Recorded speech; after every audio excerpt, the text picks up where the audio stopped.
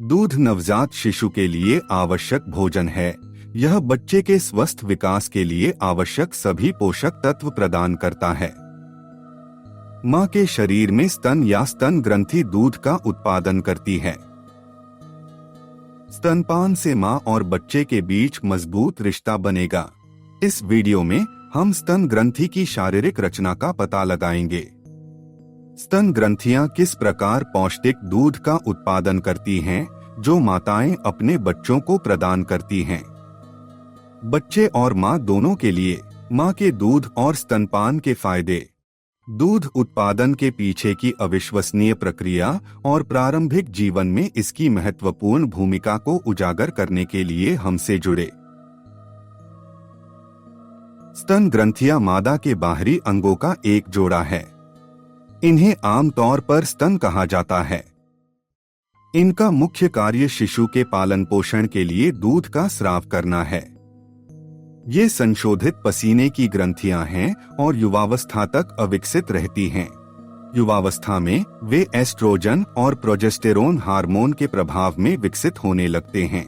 प्रत्येक स्तन की बाहरी सतह पर एक उभार होता है जिसे निपल कहते हैं। प्रत्येक निपल एक गोलाकार रंजित क्षेत्र से घिरा होता है जिसे एरोला कहा जाता है। आंतरिक रूप से स्तन में स्तन ग्रंथियां बनाने वाले ग्रंथि ऊतक, रेशेदार ऊतक और वसायुक्त या वसा ऊतक होते हैं। प्रत्येक स्तन में स्तन ग्रंथियां लगभग 15 से 20 भागों में विभाजित होती हैं, जिन्हें स्तन लोब कहा जाता है।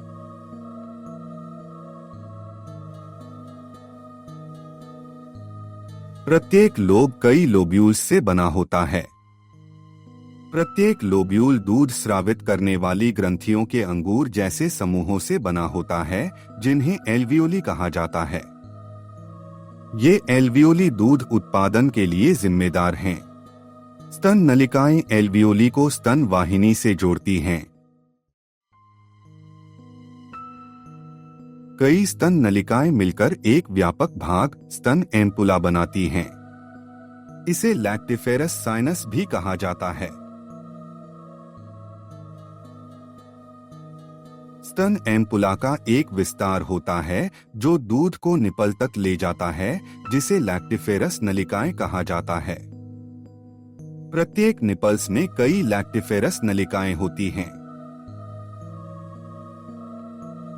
जब एक महिला गर्भवती होती है तो उसके शरीर में हार्मोनल परिवर्तन होते हैं, जो मुख्य रूप से दो हार्मोन एस्ट्रोजन और प्रोजेस्टेरोन से प्रभावित होते हैं। ये हार्मोनल बदलाव स्तनों को दूध उत्पादन के लिए तैयार करते हैं। बच्चे के जन्म से कुछ समय पहले महिला के शरीर में प्रोलैक्टिन नामक एक अन्य हार्मोन बढ़ जाता है, जो दूध उत्पादन के लिए जिम्मेदार होता है। गर्भावस्था के दौरान हार्मोनल परिवर्तनों के प्रभाव में एल्वियोली की संख्या बढ़ने लगती है और उसका आकार भी बड़ा होने लगता है। बच्चे के जन्म के समय तक मां के स्तनों में प्रत्येक स्तन में लगभग 1,50,000 एल्वियोली होती हैं। यह एक गैर गर्भवती महिला की एल्वियोली की संख्या से कई गुना अधिक है। प्रत्येक कूपिका के अंदर विशेष कोशिकाएं होती हैं, जिन्हें स्रावी कोशिकाएं या वायुकोशीय कोशिकाएं कहा जाता है। ये कोशिकाएं दूध उत्पादन में प्रमुख भूमिका निभाती हैं।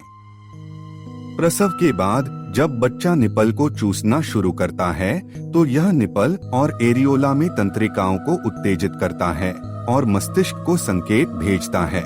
मस्तिष्क इन संकेतों को प्राप्त करता है और स्तन को दूध पैदा करने के निर्देश भेजता है।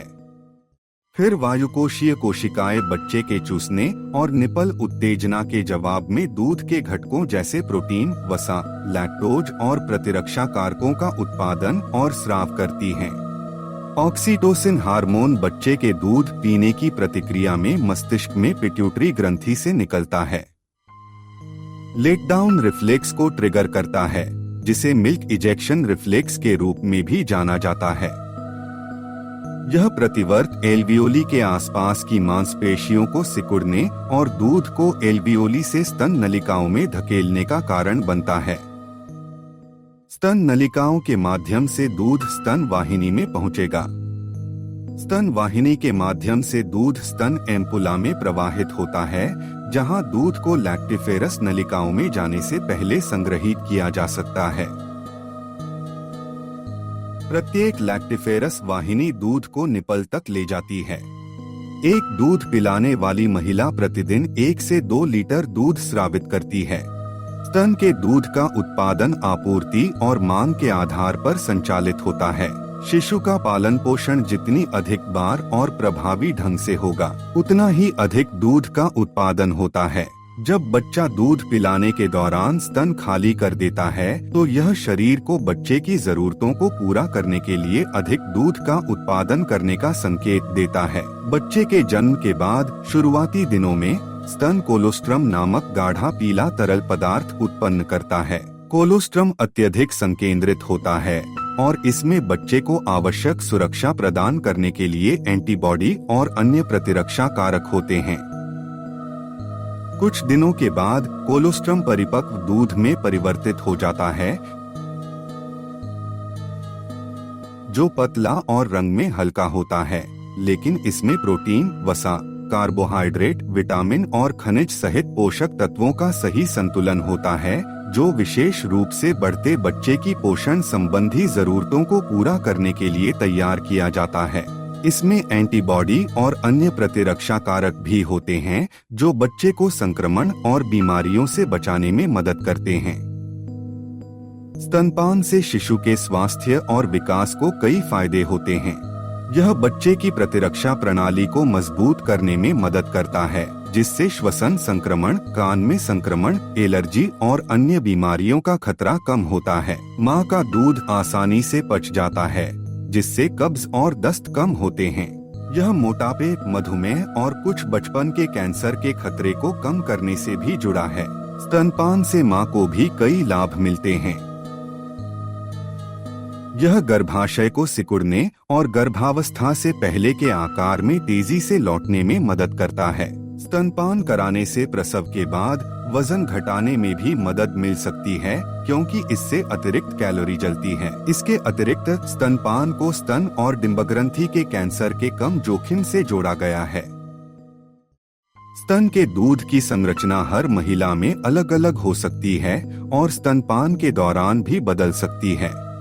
विभिन्न घटकों का स्तर माँ के आहार, स्वास्थ्य और पर्यावरणीय कारकों जैसे कारकों से प्रभावित हो सकता है। स्तनपान माँ और बच्चे के बीच जुड़ाव को बढ़ावा देता है। स्तनपान के दौरान शारीरिक त्वचा से त्वचा और आंखों का संपर्क दोनों के बीच भावनात्मक संबंध को मजबूत करने में मदद करता है। जीवन के पहले 6 महीनों के लिए विश्व स्वास्थ्य संगठन WHO विशेष स्तनपान की सिफारिश करता है, जिसका अर्थ है कि बच्चे को केवल स्तन का दूध मिलता है और पानी सहित कोई अन्य खाद्य पदार्थ या तरल पदार्थ नहीं मिलता है। लगभग 6 महीने की उम्र में शिशु स्तन के दूध के अलावा ठोस आहार खाना शुरू कर देते हैं। ठोस आहार देने के साथ साथ स्तनपान जारी रहता है।